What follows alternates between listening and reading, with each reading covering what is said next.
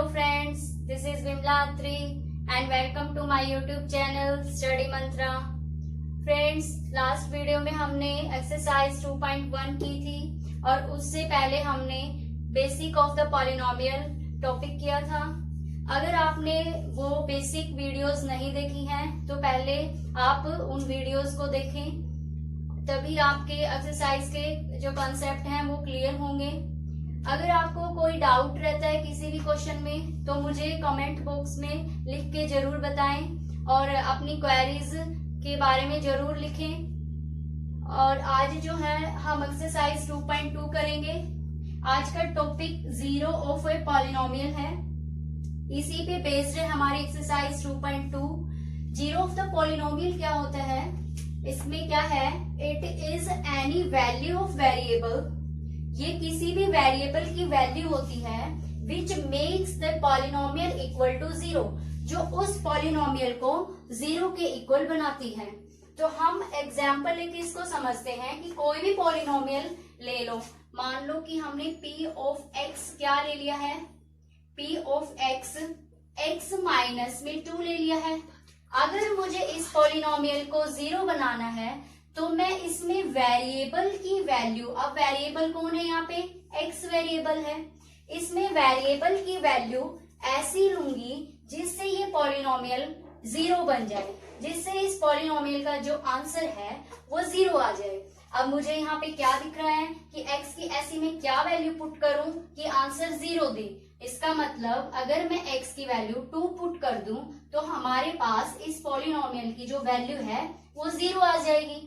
और भी एग्जाम्पल ले सकते हैं हम इसका। मान लो हमने एक और एग्जाम्पल ले लिया, p of x is equal to 2 of x minus में 4। अब हमें वेरिएबल की ऐसी वैल्यू लेनी है, वेरिएबल क्या है यहाँ पे, x वेरिएबल है। अब वेरिएबल की ऐसी वैल्यू लेनी है जिससे ये पॉलिनोमियल जीरो हो जाए। अब मैं x की वैल्यू क्या रख सकती हूँ, 2, और ये ऑलरेडी -4 है, 2 2 जा 4 -4। अब इसको सॉल्व करेंगे तो क्या आ जाएगा, जीरो। तो ये भी पॉलिनोमियल की वैल्यू क्या हुई, जीरो। अब देखो डेफिनेशन क्या कहती है, it is any value of a variable, हमें वेरिएबल की ऐसी वैल्यू सेलेक्ट करनी है विच मेक्स द पॉलिनोमियल, जो इस पॉलिनोमियल को किसके इक्वल बना दे, इक्वल टू जीरो, जो हमें जीरो के इक्वल आंसर दे दे। तो आपके पास क्या हुआ, जिस पॉलिनोमियल ने जीरो के जो भी वेरिएबल की वैल्यू हमने जीरो पुट करी है, यहाँ पे x की वैल्यू क्या पुट की है, 2, यहाँ पे भी x की वैल्यू क्या पुट की है, 2, तो ये 2 क्या है, जीरो ऑफ द पॉलिनोमियल है।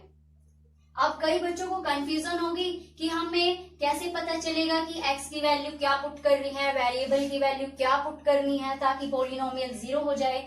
तो हम क्या करते हैं, यहाँ पे मान लो कि आपके पास ये पॉलिनोमियल है 2x माइनस में 4 है, इसको जीरो के इक्वल करके देख लो। अब यहाँ से मुझे इस वेरिएबल की तो वैल्यू पुट करनी है, तो पहले वेरिएबल की वैल्यू निकाल लो। क्या करेंगे हम, 2x है, ये -4 है, इधर जाके क्या हो जाएगा, प्लस में 4, x की वैल्यू फाइंड कर लो। 4 इधर 2 मल्टीप्लाई में है, इधर डिवाइड में आ जाएगा, तो 2 2 जा 4। तो ये x की वैल्यू यहाँ पे कितनी आ गई है, 2। तो इसका मतलब मैं x की वैल्यू यहाँ पे 2 पुट करती हूँ तो हमारे पास ये पॉलिनोमियल क्या आंसर देता है, जीरो आंसर देता है। ठीक है, ये हमारा टॉपिक था जीरो ऑफ द पॉलिनोमियल। अब इसके कुछ केसेस हैं। क्या केसेस हैं, पहला केस है कि every linear polynomial has one and only one zero, कि कोई भी लीनियर पॉलिनोमियल है। बच्चों, हमने लास्ट वीडियो में पढ़ा था कि लीनियर पॉलिनोमियल की डिग्री जो होती है वो क्या होती है, 1 होती है। तो अब देखो, लीनियर पॉलिनोमियल जिसकी डिग्री 1 हो, जिसकी डिग्री 1 हो, जैसे मैंने यहाँ एग्जाम्पल पहले से लिया हुआ था, x की वैल्यू यहाँ पे क्या है, इसकी डिग्री x की 1 है, x की डिग्री 1 है। तो इसने यही कहा है every linear polynomial has one and only one zero. तो इस x के पावर 1 है तो यहाँ पर वैल्यू जो है x of polynomial of zero जो है वो सिर्फ 1 होगी। ठीक है, अगला हम देखते हैं बेसिक इसका, zero of polynomial is also called root of the polynomial. अब ये जीरो ऑफ द पॉलिनोमियल जो हमारे पास निकल के आ रहे हैं, यहाँ पे क्या है, जीरो ऑफ द पॉलिनोमियल 2 है और यहाँ पे भी जीरो ऑफ द पॉलिनोमियल 2 है।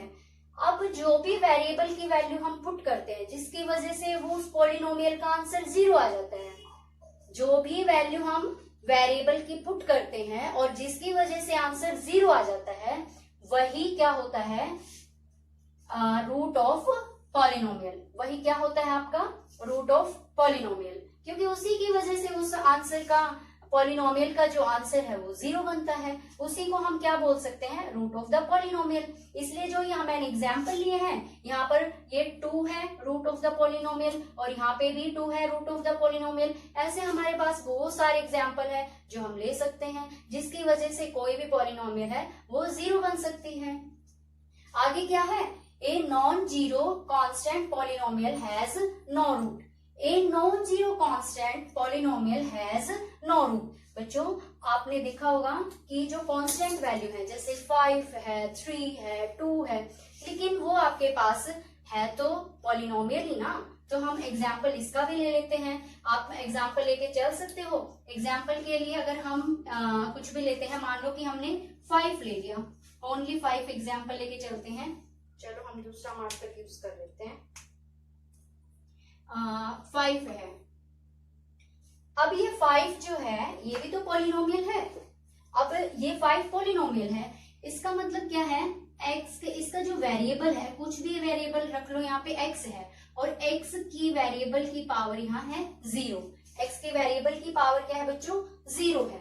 अब आपको पहले से पता भी होगा कि जिस भी वेरिएबल की पावर 0 हो उसकी वैल्यू कितनी होती है, 1 होती है। 5 इंटू में 1, तो मतलब हमारे पास ये 5 ही निकल के आया आंसर।